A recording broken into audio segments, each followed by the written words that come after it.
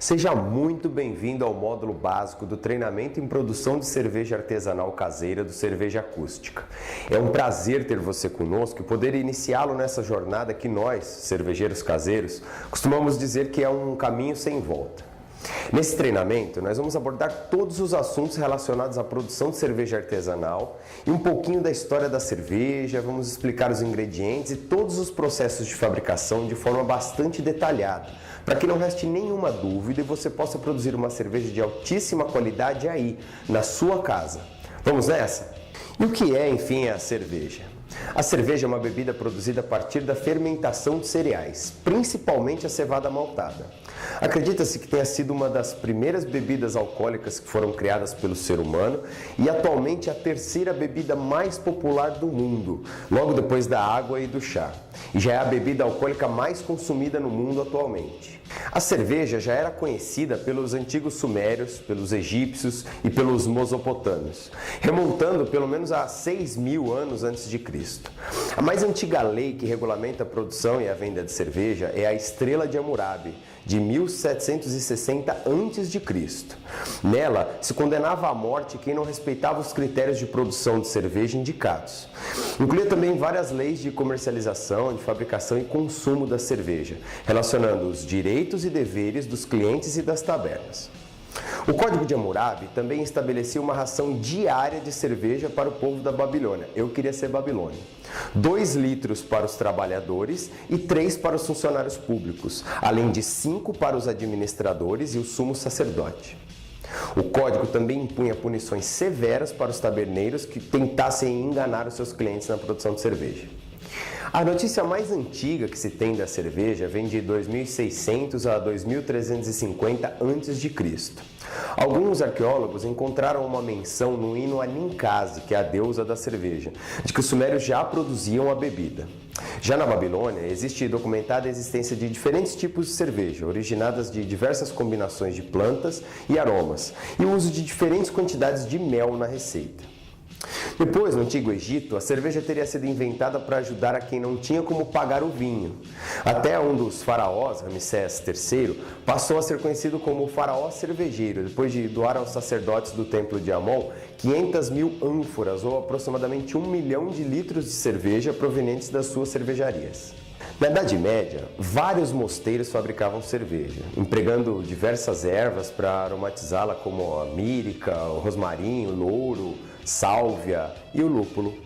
Esse utilizado até hoje e introduzido no processo de fabricação da cerveja entre os anos 700 e 800. O uso do lúpulo para dar o gosto amargo da cerveja e para preservá-la é atribuído aos monges do mosteiro de San Galo, na Suíça. Houve um tempo em que o papel da levedura na fermentação era desconhecido. Na época dos vikings, cada família tinha sua própria vara de cerveja, que eles usavam para agitar a bebida durante a produção.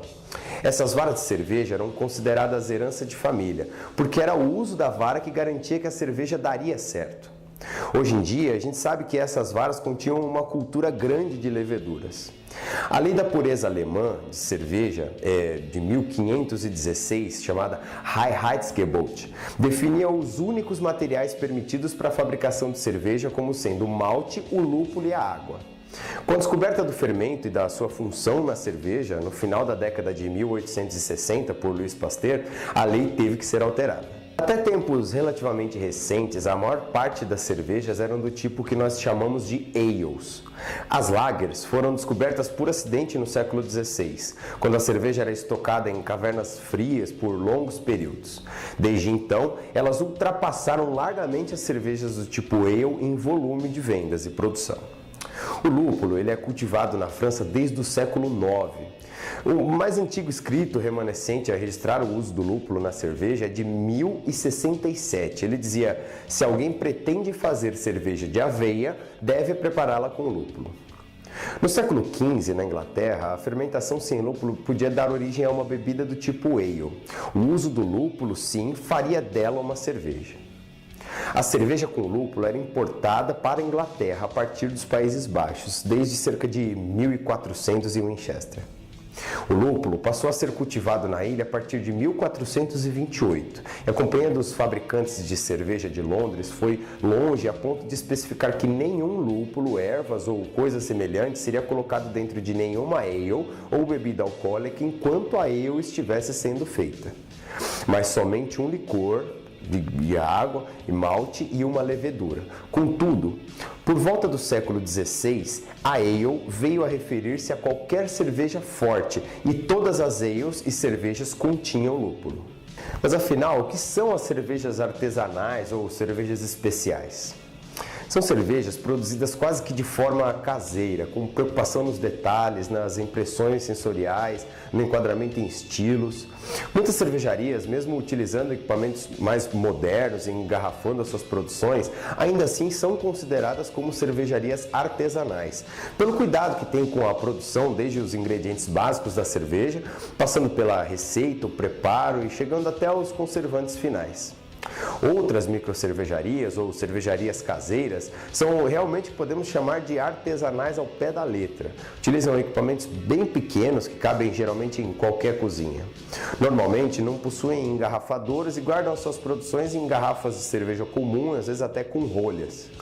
O produto final de uma microcervejaria é resultado da visão dos mestres cervejeiros ou cervejeiras que definem o seu perfil sensorial através de uma receita cuidadosamente elaborada e controlam o processo do começo ao fim, alterando e adaptando o que for necessário. Não é raro a receita do mesmo rótulo variar entre um lote e outro. Já o produto de uma grande cervejaria é rigorosamente o mesmo em todas as produções. A receita é feita para agradar o maior número possível de pessoas. Que fica muito claro, essas cervejarias fazem exatamente o que se propõe a produzir e o fazem com muita competência.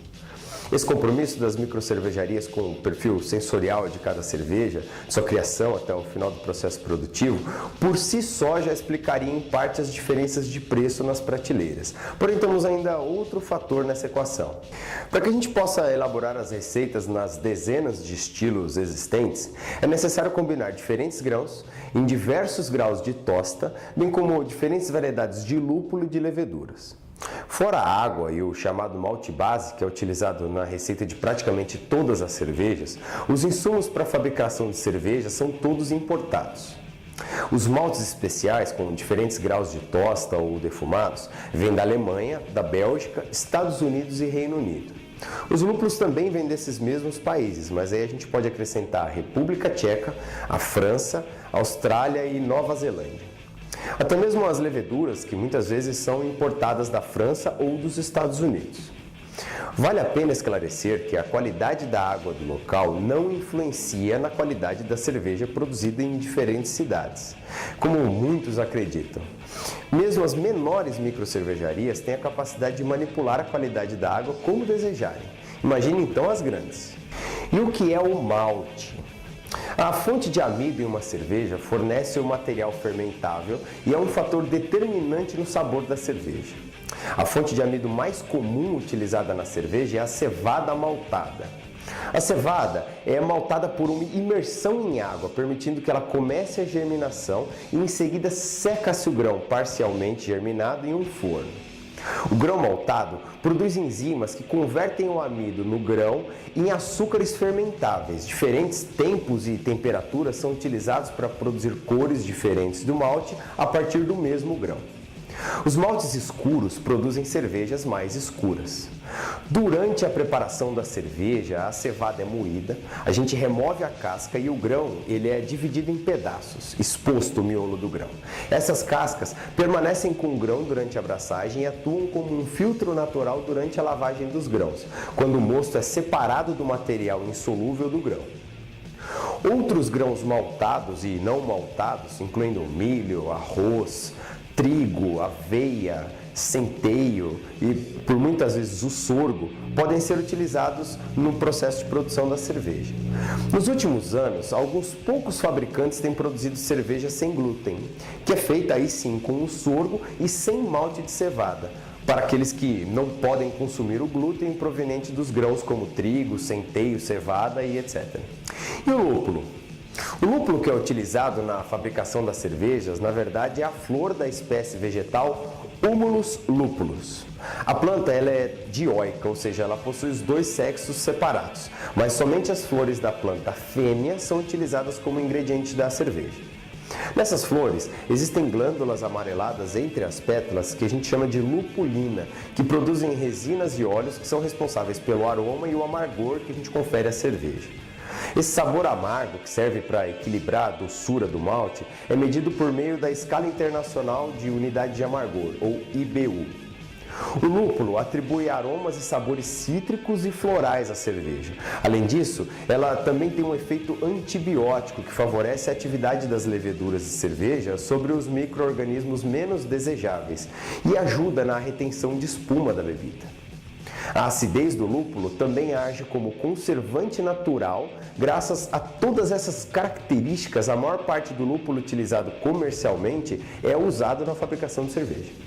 Agora vamos falar das leveduras, as verdadeiras artistas de todo esse processo. Elas são micro-organismos responsáveis pela fermentação da cerveja.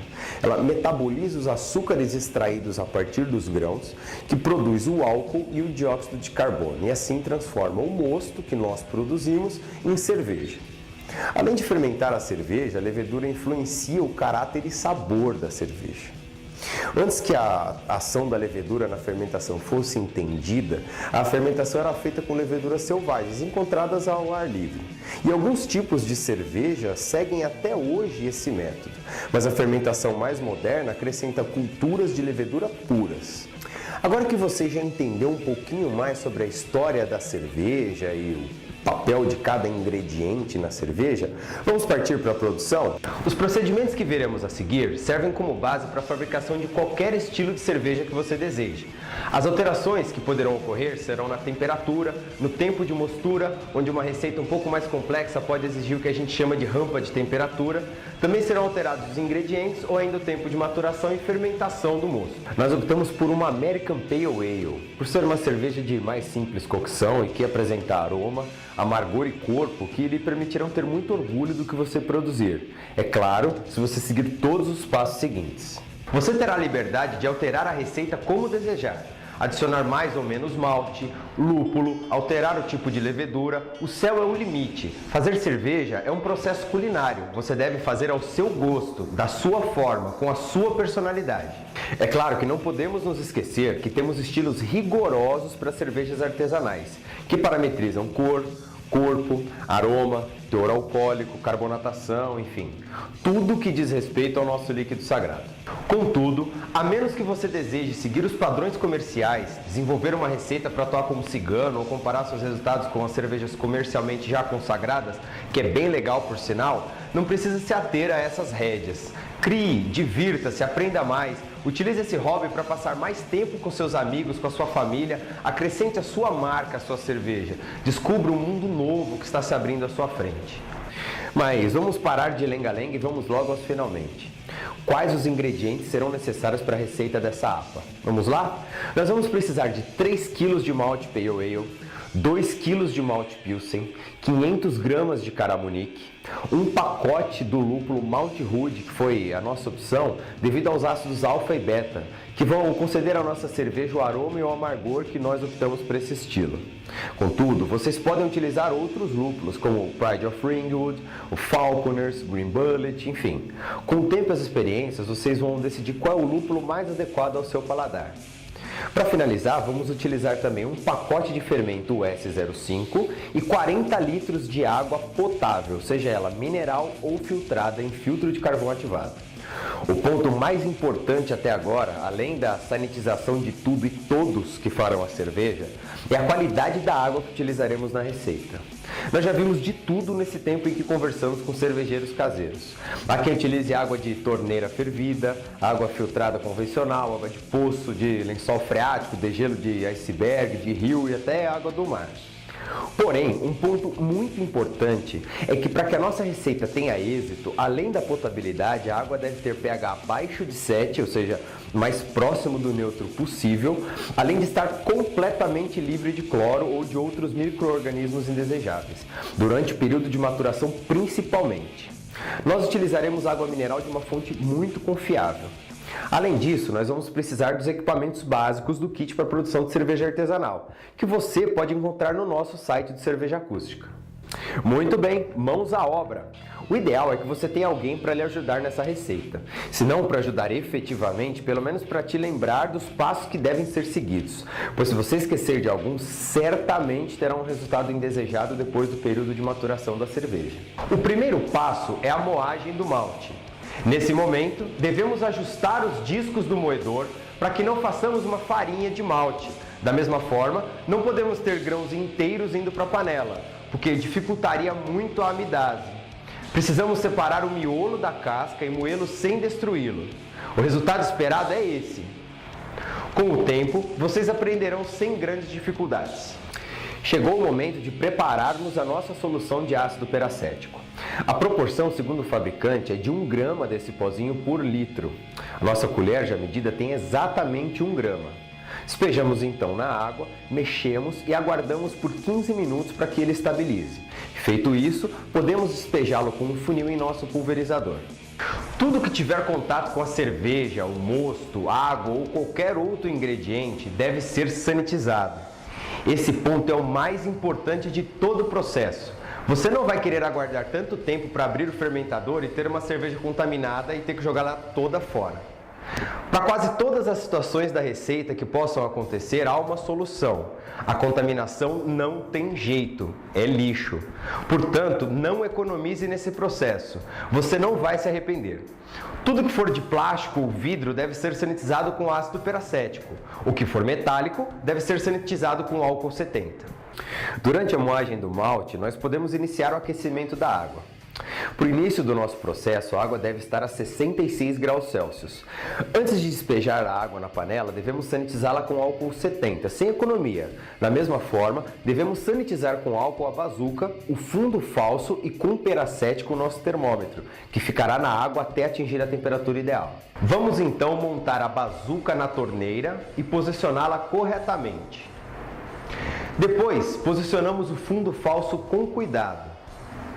Só então podemos despejar a água e ligar o fogo. O tempo para a água atingir os 66 graus vai depender da potência do seu fogão. No nosso caso, leva em torno de 20 minutos. O tempo exato para a finalização da moagem do malte. Como o malte entra na água a temperatura ambiente, o correto é que você deixe a água atingir a temperatura de 70 graus.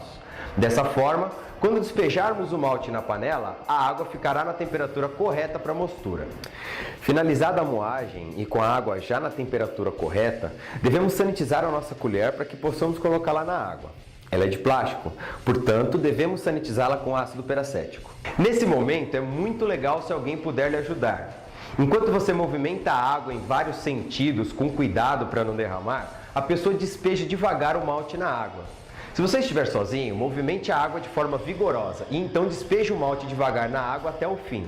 É importante que a água esteja em movimento para evitar a formação de blocos de malte como esse. Já aconteceu de terminarmos a mostura e verificarmos que um desses blocos ainda estava sequinho por dentro, ou seja, todo o malte presente dentro desse bloco passou mais de 1 hora sem contato algum com a água, prejudicando o sabor, a cor e o teor alcoólico da cerveja. A maior parte das vezes em que você terminar de despejar o malte, ainda haverão alguns blocos de malte, que você deve desmanchar com o uso da colher dessa forma. Assim, você garante que todo o malte que te deu um baita trabalho para moer vai ter contato com a água e no futuro vai virar cerveja. Primeira hora de espera. Nesse momento, a água está a 66 graus e deve permanecer assim durante 1 hora inteira. Você pode deixar a panela tampada para que a perda de calor seja menor, mas convém a cada 15 minutos checar a temperatura com um termômetro dessa forma. Lembrando que o nosso termômetro deve ser sanitizado com ácido peracético todas as vezes que formos colocá-lo no mosto. No caso da temperatura ter baixado, o que é muito provável, exceto em dias ou ambientes muito quentes, devemos ligar o fogo e movimentar o mosto com o uso do termômetro até que ele retorne aos esperados 66 graus. 1 hora se passou agora. Se você manteve a temperatura correta, todo o amido presente dentro do grão já se transformou em açúcar. Mas temos que fazer um teste para confirmação, pois a depender do fornecedor do malte, o mesmo pode apresentar características um pouco diferentes. Essa é a prova dos 9. Colocamos nesse pequeno recipiente de cerâmica uma gota de iodo. Devemos pingar uma gota do mosto no iodo e esperar a reação, que é imediata. O que se espera é que a cor dessa mistura fique o mais próximo possível da cor do iodo, o que significa que não temos mais amido, só açúcar.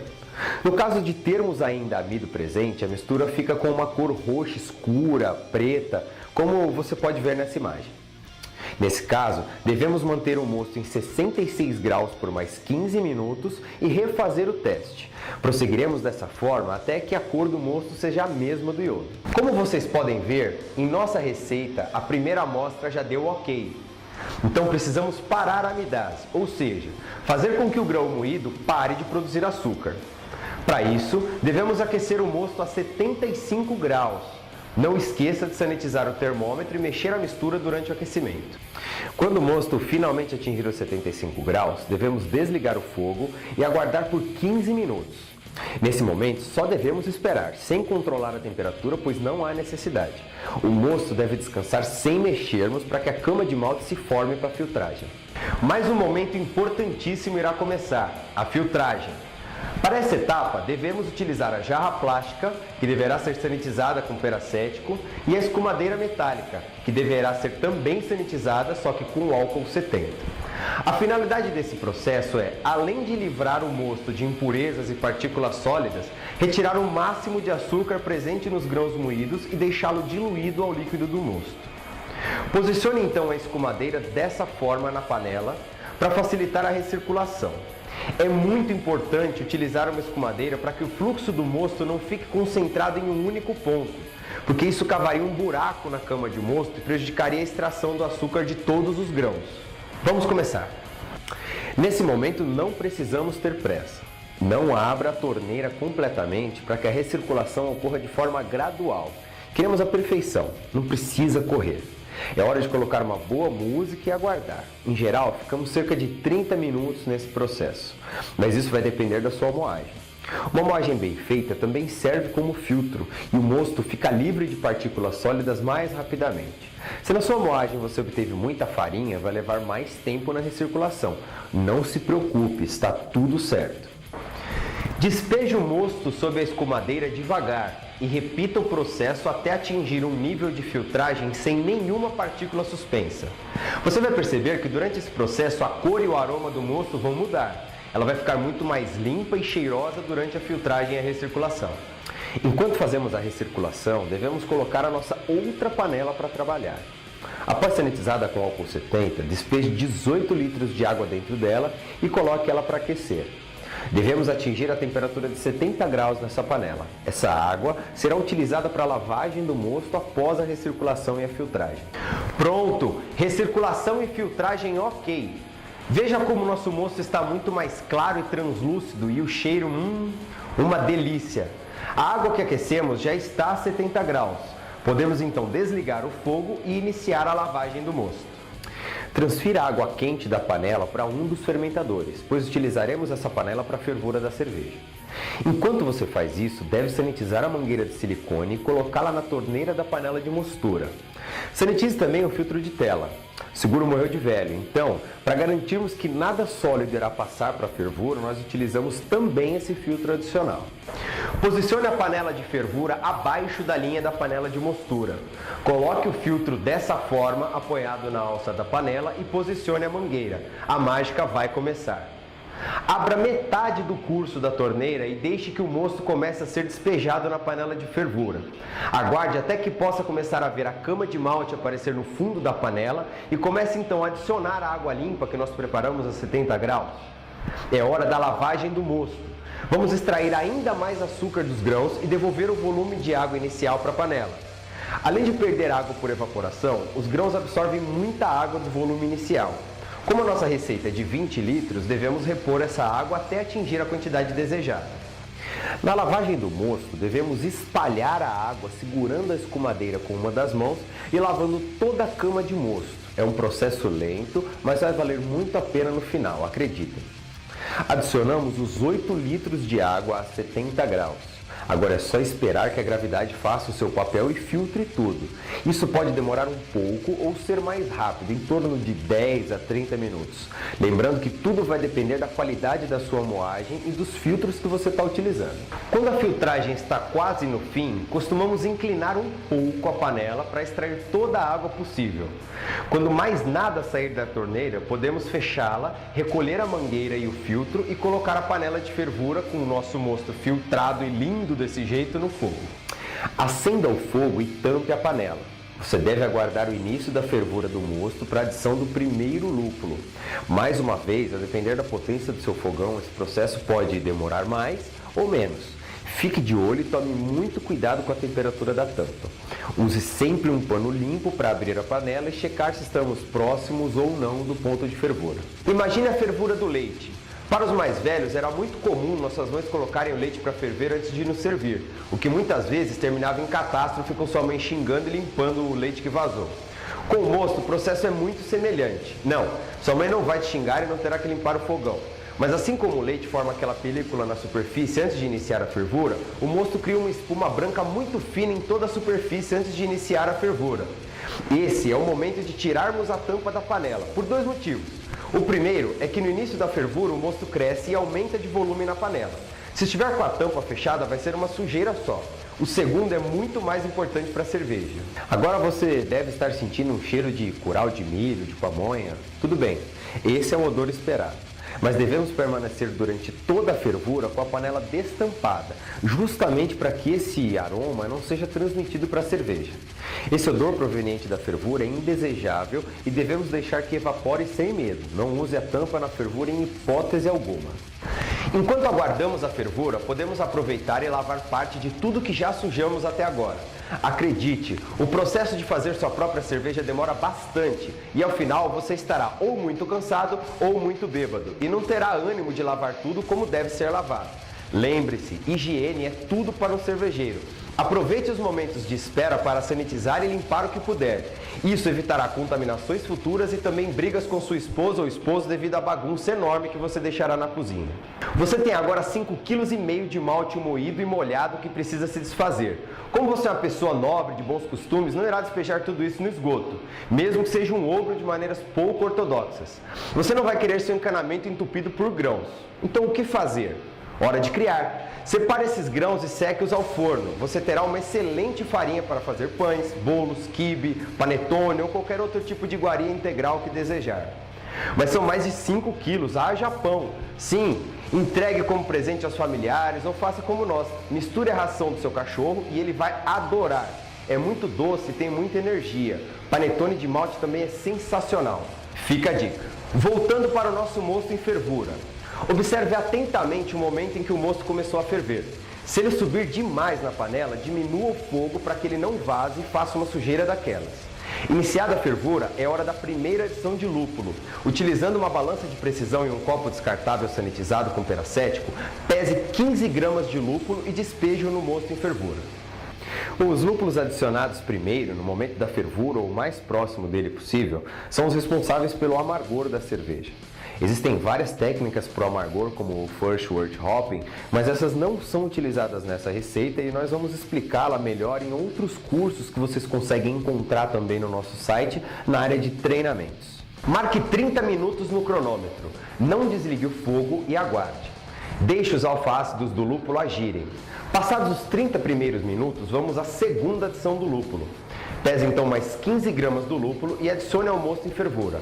Não mexa com a colher, somente adicione o lúpulo e coloque o cronômetro para marcar mais 15 minutos. Passados os 15 minutos, pese e adicione mais 15 gramas do lúpulo. Essa última adição será responsável pelo aroma da cerveja. No nosso caso, estamos utilizando uma técnica chamada Single Hopping, com somente um único tipo de lúpulo, mas existem receitas onde podemos fazer um blend de 2 ou mais lúpulos. Existem cervejas no mercado que utilizam até 10 lúpulos diferentes. Contudo, existe mais um curso onde vocês aprenderão tudo sobre a utilização de vários lúpulos sem prejudicar o resultado final da cerveja. Cada um vai conferir ao produto final uma característica muito específica de sabor e aroma.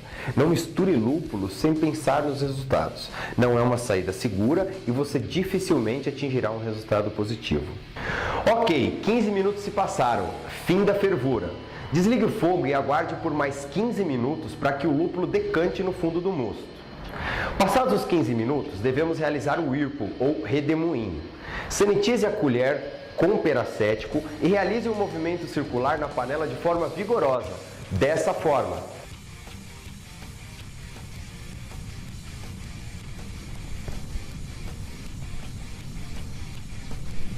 Das bordas para o centro.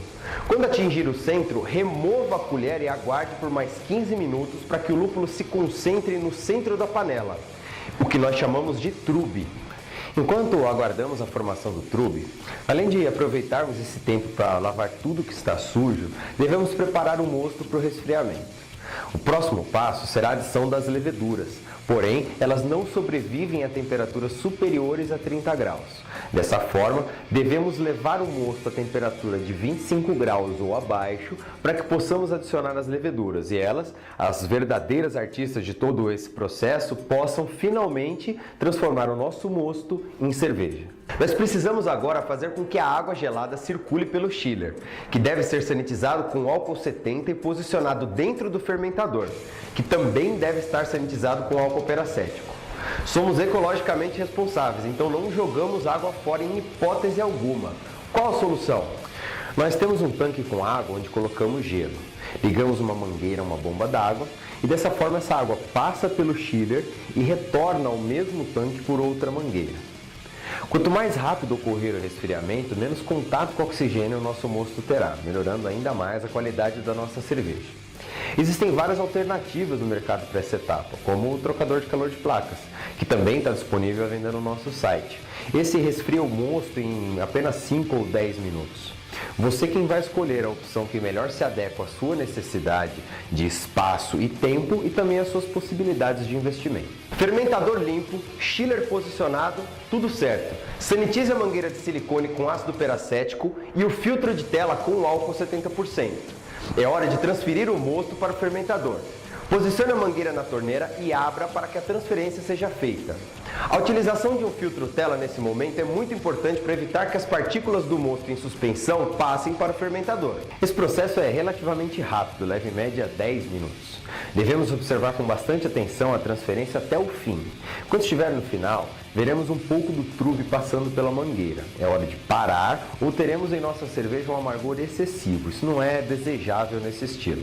A transferência deve ocorrer com a bomba em funcionamento. Terminada, devemos mantê-la em funcionamento com água circulando até que o mosto atinja a temperatura de 25 graus. Quando isso ocorrer, devemos remover cuidadosamente o chiller do mosto e lavá-lo adequadamente. Ao final da transferência, deixe 250 ml de mosto no tubo graduado. Introduza o densímetro e meça a temperatura ambiente a densidade da sua cerveja. Anote esse resultado. Essa será a sua densidade original, ou OG, e utilizaremos para descobrir o teor alcoólico da sua cerveja no final do processo. Enquanto o resfriamento ocorre, devemos cuidar de uma etapa imprescindível do processo de fabricação de nossa cerveja, a hidratação das leveduras. Coloque em um recipiente de vidro devidamente sanitizado 250 ml de água mineral, a mesma utilizada lá no início do processo, em temperatura ambiente. Despeje todo o conteúdo do saquinho de leveduras na água e com a ajuda de uma colher plástica ou de vidro devidamente sanitizadas, misture essa água até obter uma mistura homogênea. O aspecto final é semelhante ao tão conhecido Yakult, mas com um cheiro de pão. Com o mosto a 25 graus e com o chiller já removido do fermentador, despeje a solução de leveduras devagar no mosto. A mágica vai começar, as nossas meninas vão finalmente começar a fazer cerveja. Lacre então o balde fermentador, garantindo que não haja fuga de ar pelas extremidades. Pode fazer força, ele é resistente o bastante e deve ser fechado de forma vigorosa. Introduza a válvula airlock no orifício da tampa. Ele garantirá que todo o CO2 produzido pelas leveduras saia do fermentador em segurança e não exploda, lavando sua casa com cerveja e te deixando bastante nervoso. Coloque água mineral no airlock até a marca de limite e posicione o fermentador em um local fresco e arejado, onde ele não deve ser movimentado, sem contato direto com a luz do sol durante 7 dias. Você poderá observar o progresso da sua cerveja através do airlock. A partir do dia seguinte ao início do processo, começarão a aparecer algumas bolhas vigorosas em seu airlock. Mas isso também pode não ocorrer devido a problemas de vedação em seu balde fermentador. Não se desespere, mantenha calma e aguarde os 7 dias. Se você colocou as leveduras na temperatura correta, abaixo de 25 graus, elas estão trabalhando. No máximo, o CO2 encontrou outro caminho para sair que não o airlock. Não abra o balde e não o movimente, somente aguarde. A paciência é uma virtude dos cervejeiros. A formação de bolhas ocorrerá nos primeiros 3 dias da primeira fermentação, podendo durar de forma reduzida pelos 7 dias iniciais. Vai depender de quão marotas são suas leveduras e quão propício o ambiente está para a sua alimentação. Temperatura, umidade. Na verdade, você é só uma peça no processo de fabricação da cerveja. As verdadeiras estrelas são as leveduras. Elas fazem a cerveja. As leveduras são organismos vivos e vão se alimentar do açúcar presente no mosto de forma frenética. É o Tomorrowland das leveduras.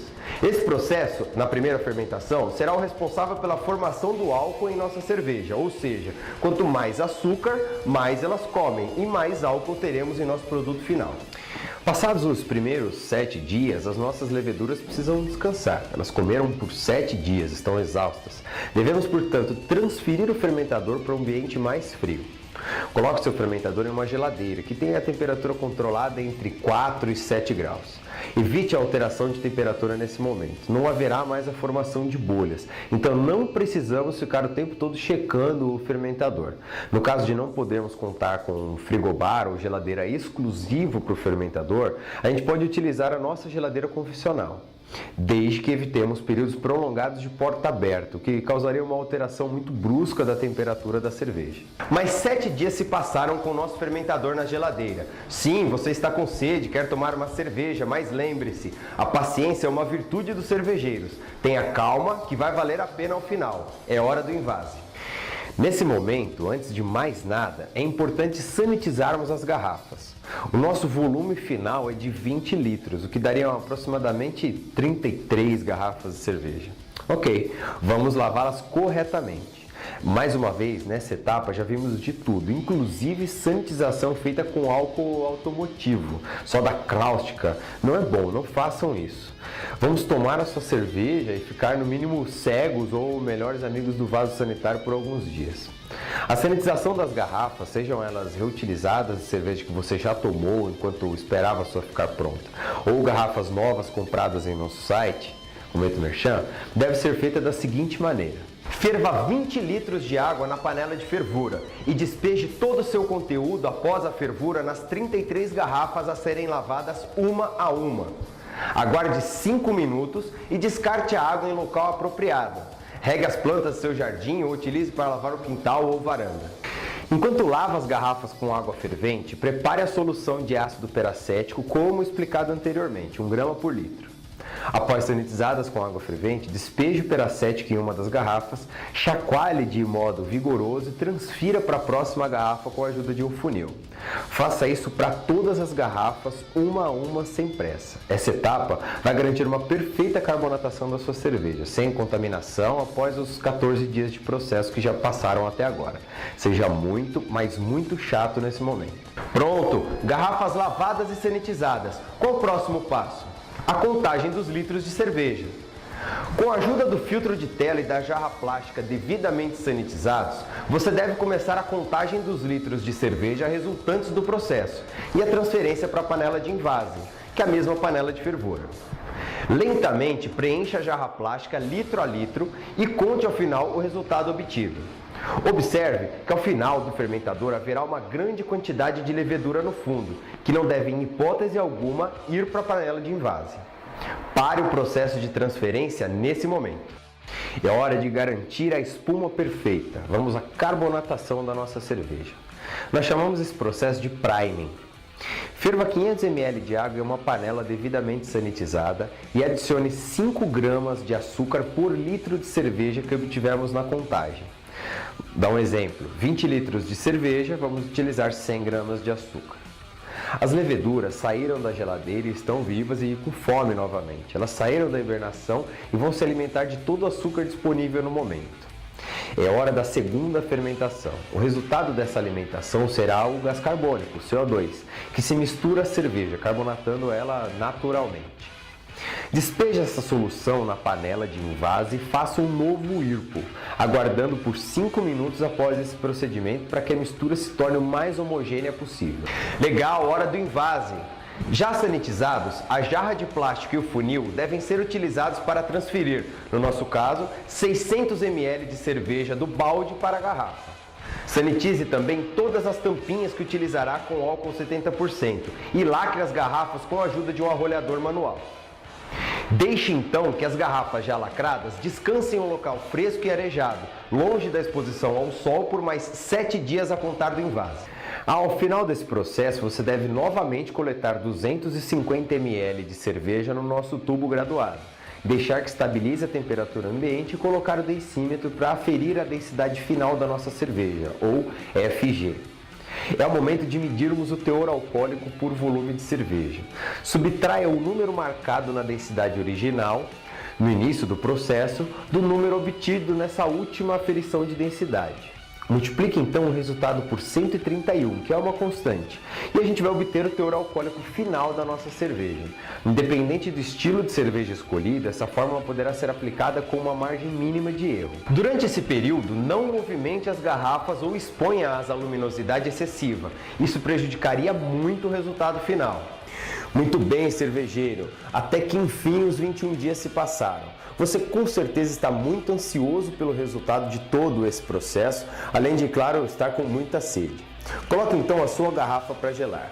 O ideal para essa degustação é que a cerveja esteja entre 4 e 6 graus, para que você possa aproveitar toda a experiência sensorial de aroma e de sabor da cerveja. Chegamos então ao fim desse treinamento com a sensação de dever cumprido. Eu gostaria muito de agradecer o tempo dedicado à nossa aula e espero que você tenha gostado muito do resultado final. Não deixe de me acompanhar também no site, no Facebook, no Instagram e todas as redes sociais. A gente sempre divide mais conhecimento e novidade com vocês para que vocês possam se manter sempre o mais informados possível. Chegou a hora!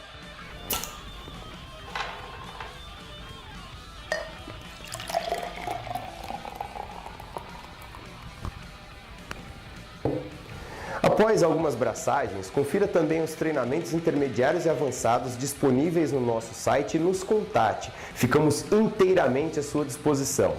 Prost!